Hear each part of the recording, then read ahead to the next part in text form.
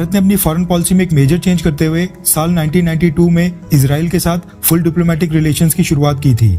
Same year में दोनों देशों ने एक दूसरे देश में अपनी अपनी एम्बेसीज खोलकर एक दूसरे देश के लिए एम्बेसडर नियुक्त किए थे। उससे पहले के 4 दशकों की बात करें तो 1950 में इजराइल को मान्यता देने के बाद भी भारत ने इजराइल से दूरी बनाना बेहतर समझा था। साल 1953 में भारतीय सरकार ने इजराइल को मुंबई में एक कॉन्सुलेट खोलने की परमिशन भी दी थी, लेकिन उसके बावजूद भारत ने इजराइल से दूरी बनाए रखी और हमेशा ही फलस्तीन के पक्ष में खड़ा हुआ।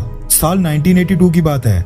इजराइल के मुंबई कॉन्सुलेट के उस समय के कॉन्सुलेट जनरल ने भारत की प्रो फलस्तीन पॉलिसी की आलोचना की थी और उस समय कहा था कि भारत को फलस्तीन नहीं बल्कि इजराइल की कंडीशन समझनी चाहिए और इजराइल का साथ देना चाहिए। जैसे ही इजराइल के कॉन्सुलेट जनरल का ये बयान सामने आया, उस समय की भारतीय सरकार इतनी ज्यादा नाराज हो गई थी कि भारतीय सरकार ने इजरायली कॉन्सुल जनरल योसेफ हसीन को एक्सपेल करके इजराइल का कॉन्सुलेट ही बंद करवा दिया था, जो कि 6 साल तक बंद रहने के बाद 6 साल बाद खुला था। इजराइल के कॉन्सुलेट को भी भारतीय सरकार ने इजराइल के कॉन्सुलेट को भारत में तभी ऑपरेशनल रहने दिया था क्योंकि जो इंडिया की जीविश कम्युनिटी है उसको इजराइल आने जाने के लिए परेशानियों का सामना ना करना पड़े, वरना भारत इजराइल के बिल्कुल खिलाफ था।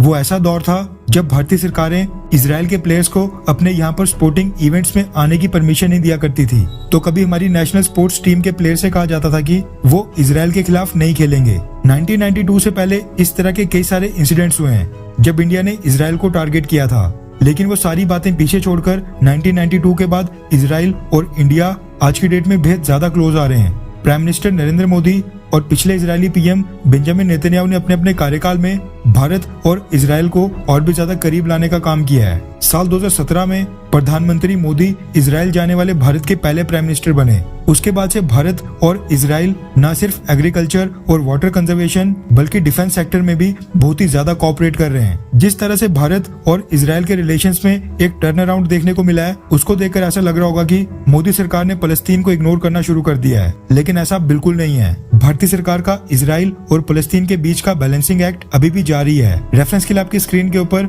बिजनेस स्टैंडर्ड के आर्टिकल का स्क्रीनशॉट है, जिसके मुताबिक भारत ने फलस्तीन रेफ्यूजीज के लिए $2.5 मिलियन का फंड दिया है। लास्ट वीक की रिपोर्ट के मुताबिक भारत के विदेश मंत्रालय में जो वेस्ट एशिया और नॉर्थ अफ्रीका डिवीजन के डायरेक्टर सुनील कुमार हैं, उन्होंने ईस्ट जेरूसलम जाकर United Nations Relief and Work Agency for फलस्तीन रेफ्यूजीज के ऑफिशियल को भारतीय सरकार की तरफ से $2.5 मिलियन का एक चेक दिया। ये जो UN relief and work agencies for फलस्तीन रेफ्यूजीज है, ये वेस्ट बैंक, गाजा पट्टी, लेबनान, सीरिया और जॉर्डन में जो भी फलस्तीनी रह रहे हैं उनके लिए काम करती है। उनकी हेल्थ, एजुकेशन, इंफ्रास्ट्रक्चर और प्रोटेक्शन के लिए काम करती है। ऐसा नहीं है कि भारतीय सरकार ने ये पैसा पहली बार दिया था, बल्कि रिपोर्ट्स में ये साफ तौर पर मेंशन किया गया है कि भारतीय सरकार ने साल 2018 के बाद अभी तक इस ऑफिस को फलस्तीन रेफ्यूजीज के लिए कुल मिलाकर $20 मिलियन तक का फंड दे दिया है। फलस्तीन रेफ्यूजीज के लिए खड़ी की गई इस एजेंसी के अधिकारियों ने फलस्तीन के रेफ्यूजीज का ख्याल रखने और उनके लिए रेगुलर फंडिंग करने के लिए भारत की सरकार का शुक्रिया अदा किया है और तारीफ करते हुए बोला है कि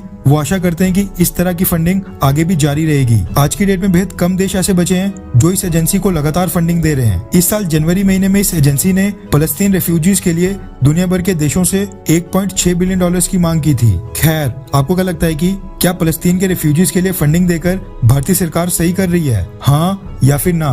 नीचे कमेंट करके अपनी राय जरूर बताएं।